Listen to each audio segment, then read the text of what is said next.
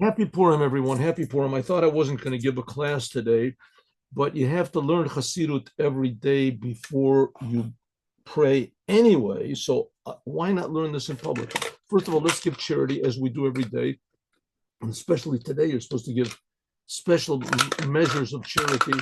Let's give an extra amount of charity here today. Here we go. Let's take out the money here, take out the wallet, and here's 20 shekels. Give charity to. In addition to that, you also have to give special charity to. Here we go. Charity. $30. Charity. Let's give a little praise to the creator of the universe. God is infinitely great. Let's give thanks to God. And now let's learn. Here we have a discourse given by the Lubavitcher Rebbe in 1953. And he talks about exactly what was Purim, what exactly happened in the holiday of Purim, but here more exactly, why is the holiday called Purim? Purim, what a word Pur is first of all, it's not even the Hebrew name, it's a word, it's a Persian word. And the word Pur means like a lottery, like, like dice, like lots. So they threw lots. And that was the instrument that Haman used to determine when to destroy the Jews. So it's like making like gas chamber day or something like that. It's just that was the instrument of destruction. So why call it that? Why not call it Mordechai's day or Haman or Esther's day or Transformation Day or something like that? Why call it something bad? Okay. Why not a bad thing? So the Rebbe goes and he says that Haman was a very clever person, and that Haman realized that the Jews had eaten from the meal of Achashverosh, and that because of that, God was really angry at them. and therefore they were, how do you say, susceptible. They were unprotected by God. God always protects the Jews. And amazingly, and here the Jews got so angry that he said, okay, I'm not going to do anything bad to you, but I'm not going to help you anymore, Jews. And so Haman was open. And therefore he built a scaffold 50 amas high, which 50 amas high means like about 75 feet high, which is like, I don't know, 7-story building or something like that, 8-story building. What do you have to build this gallows so high for? I mean, it just to hang somebody, it's just good enough the person's feet don't touch the ground. It has to be so high. He wanted to advertise. So it says it's not that he really wanted, he was a Kabbalist. He understood Kabbalah, and the number 50 is a number which is above nature. It's called the 50th gate of understanding. So Haman basically had the whole thing sewed up. He was the king. He was the chief advisor for the king of the world. The king of the world was Achashverosh, and he agreed with him. And, and the Jewish people didn't have any protection, spiritual protection from God. And then all of a sudden he made this terrible decree on the Jews. Now the decree was to kill all the Jews. We've spoken about this before, to kill all the Jews. And if the Jewish people wanted to get out of it, they could have said, we're not Jews. And the first Rebbe of Chabad said, no Jew even thought to say that. Now that doesn't make any sense. I mean, at least you think about it, consider it, you talk it over with your friend. No, it was an obvious thing. Suddenly, every Jew went insane. Suddenly, it was more important to be a Jew than to be alive. What point is that? He didn't want everybody to bow down to idols and everything, even though a lot of Jews did. But all he did was just, you wanted to kill all the Jews. But he gave them a loophole. He said, just say you're not Jewish. And no Jew took the loophole. How could that be? Because Jews are crazy. They're crazy for God. That's what a Jew is. That's what a true Jew is. It says, we learned this before, if you remember, that this is the first time the word Yehudi is used in the whole Torah. The Jews are called Jews. Before that, they were called Bnei Yisrael, Bnei Yaakov, Yeshurun. There's different names. It says the word Yehudi means that he denies idolatry. And idolatry in Hebrew is not such a how do you say, a shockingly bad word. In Hebrew, the word for idolatry is strange service. In other words, you serve God, but you serve God in a strange way. What does it mean, a strange way? That you also serve the world. You also think about yourself. That's strange for a Jew. An ideal Jew is supposed to be like all of these Jews that were in Purim, that none of them thought about themselves, not even one, not children, not women, not that there was Jews that ate from the meal of Achashverosh. There were bad Jews, there were good Jews. Not one Jew thought about himself. All of the Jewish people were thinking only about God. There was not one Jew there that wanted to die. Not one Jew wanted to die. But it was more impossible for them to deny their Judaism than it was to give themselves over to death. Okay, so therefore this that Haman Rotzalasot, he wanted to make Goral, he wanted to make a lottery. What happened, by the way? Haman did not want to choose on his own. He knew that the Jews had special help from God, and that the Jews, even though that they sin, God always likes them. So he figured he'd throw it up to heaven. So he threw lots, and it came out in the month of Adar. And he was very happy because the month of Adar didn't have any good. We learned this. Remember, we learned last week. It didn't have any good qualities. There was no holidays. There was no special miracles. And it was the month that Moses died. Somehow or other, despite his universal knowledge about the occult and all these things in the Jewish history, somehow or other, he did not know that Moses was born in that month. And the Rebbe explained why that's such a big thing. But okay, but that's not important. Haman wanted to make the goral, the lots, even though that already he was in the days of Achashverosh. And Achashverosh is a metaphor for God. It says, Achrit Bereshit Shelo. Shelamayla mitchalkut. He was in the level that the beginning and the end, the whole entire order of creation was his. Humipanisha goral, because lots are above even Achashverosh. They're even above the beginning and the end. The Megillah is the only book in Judaism that doesn't have God's name in it. So it says that Achashverosh is hinting at God, because Achashverosh is Acharit and Reshit, that the end and the beginning are his, God. So the whole entire creation from beginning to end, they belong to God. But what about God himself? What about God himself? That he's higher than the beginning and the end, higher than the beginning of it. That's where Haman got.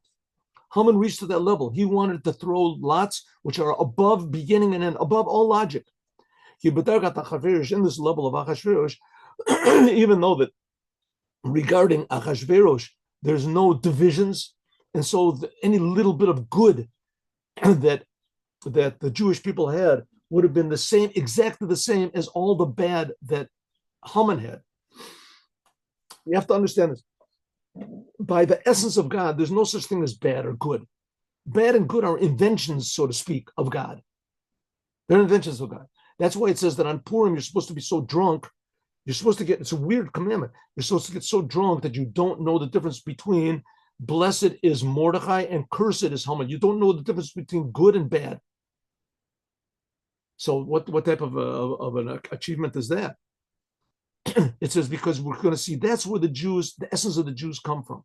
The essence of the Jews come from a place where there's no good and bad, and nevertheless, from that place they do the commandments. That's the place where they're connected to God. Even though and that's where Haman got up to. Even though this mikomakom yeshadayin shem achdu achrit berishit. It says by Achashverosh, which that's like the level of God, which the beginning and the end are his. So there's no difference between bad and good by Achashverosh, but nevertheless there is bad and good. There's just no difference. And therefore it was possible there could be Hushkar Israel. Therefore it could be that it was bad for the Jews. There was no difference between holiness and klippa. Therefore it could be that Haman was the leader. But Haman said, it's true, I'm the highest now, and the Jewish people are the lowest, but still there is low and high. And it could be that the Jews have some sort of a little merit that's going to change the whole thing. I want to be even higher than that. By means of the goral, by means of these lots, there's no difference between holiness or bad. There's no bad and there's no good whatsoever. It's not that they're equal. I hear the air raid sirens are blowing. That's the Indian of free choice. This is above understanding. Bechira is when you choose between two things that are equal. But the thing of Bechira, of a goral, is choice there's the free choice, there's what's called free will, and then there's what's called the goral. The goral is that you throw away your free will. You put yourself totally on the lot. However it comes out, that's what I'm going to do. The goral Adam, you take a person, shavim, that in shebagoral ha'adam mugbal she'em shavim ve'enu yochol livchor ve'echad mehem. It says that in a goral, a person is limited, that he can't choose one of them. Whatever comes out, that's what he does. But with choice, free will, Adam yochol lalot al gabi hadimayon shebeneim ve'yochol livchor ve'echad mehem. Okay, so it's like this. Listen.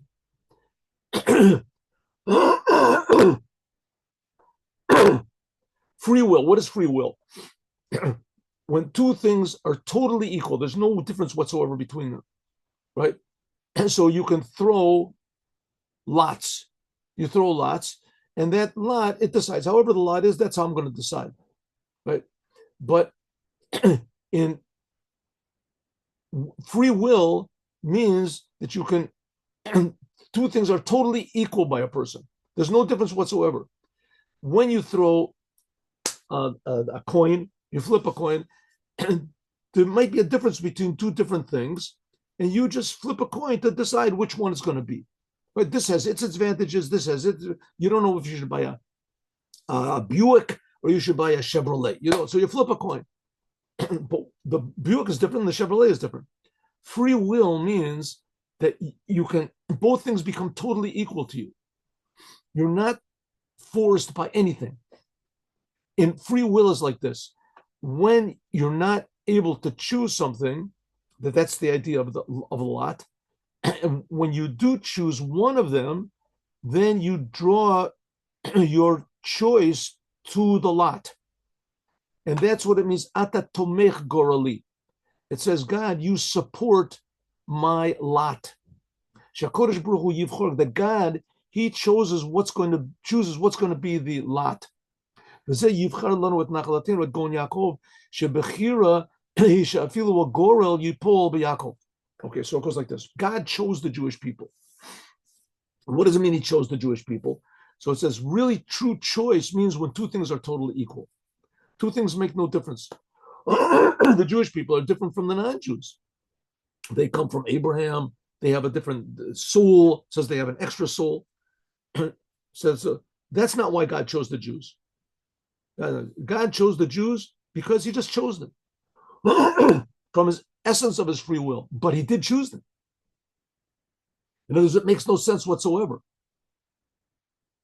What happened in Purim? Just think about it for 1 second. By the Jewish people, they had a choice. Either they could say they were Jewish and die, or they could deny they're Jewish and they could live. So really, both of those things, in a way, are equal. How are they equal? Because if they say they're Jewish and they're not they don't care about life, so life is like zero by them. Life doesn't come into the computation at all. I'm a Jew. That's what I'm not Jew. I want to die. Of course, I don't want to die. But on the other hand, if it's a choice between being a Jew and dying, so I'll choose being a Jew. But you're not going to be alive. That doesn't matter. So if so, being alive suddenly becomes zero. On the other one, let's do the other way around. What if the Jew says, no, I'm going to be alive. I'm not going to lose my life. So if you say you're going to be alive, it means that your Judaism is worth zero. Judaism is not important. At that moment, when you make the choice, at that moment, are you Jewish or not? The Jew says, no. At that moment, he's not. So if so, it becomes like equal. Either life is zero if you choose Judaism, or Judaism is zero if you choose life. So now, which one are you going to choose? Which one are you going to choose? Just think about it. If I say I'm Jewish, it means I'm not going to be alive anymore. I'm going to be dead. So what value is my Judaism if I'm dead? I'm not thinking about that. On the other hand, if I'm alive, it means my Judaism is a secondary thing. It's not really that important to me. Certainly not as important to me as I am to myself. So it comes out that really what I'm really worshiping is myself. And what about Judaism? That's maybe secondary. Maybe it could add something to me. The same thing, if I choose to be a Jew, means that I'm going to die. And if I'm alive, so my life will add something to my Judaism. But the Judaism is that's what's really real. So what's the real thing? Is Judaism the real thing? Or is life the real thing? Which is the most? So they're both equal. It says at that point, at the essence of the Jewish soul, that's where God chose the Jews. And that's what the Jews realized. That's what it means. That's why the days of Purim are called Purim lots, that the lot fell according to what God wanted. The lot, which is above nature, it's above even all the spiritual nature, above beginning, above end. Nevertheless, that by means of the self-sacrifice of the Jews, that the Jews, they chose God. They said, we're choosing to be Jews, and being alive doesn't enter into the calculation. Life it's not a choice between life and Judaism. Judaism is all there is. Suddenly and everybody said, "What, you guys are nuts. What do you mean Judaism all there is? Life is valuable." Says, of course it is, but not like Judaism. Compared to Judaism, life is zero. And the Jew, when they were eating from the meal of Achashverosh, they were saying, compared to the life, Judaism is zero. So suddenly the Jewish people, they chose what God chose. It comes out that call a poor, that the whole thing of these lots that Haman threw was in the beginning in order that the Jewish people would reveal the essence of their soul. That's how God chose the Jewish people. That's what it means, Yehudi. Yehudi means they always choose God. Always, in everything they do. A Jew never makes any natural, normal computations, that I say calculations, values in his life. Only thinks about one thing: what does God want? And of course, some of the things that God wants is that we should have a family, we should have money, we should be healthy, we should be successful. But we do it only on God's terms. If it means cheating, you're going to make $1 billion, you don't do it. If it means lying, you're not going to do it. If it means working on Shabbat you're not going to do it. You make $1 billion, you'll be the richest person in the world. I'm not going to do it. You can give money to the yeshivas. I'm not going to do it. To be a Jew is worth more than my whole entire life. That's a Jew. And that's what happened to the Jews. Why? Because God chose the Jews. Why did God choose the Jews? No logic. Doesn't make any sense. And that's what Haman hated about the Jews. He knew that in the end, that the source of all life, God chose the Jews. Why? No logic. Doesn't make any sense. Therefore, his hatred was not logical.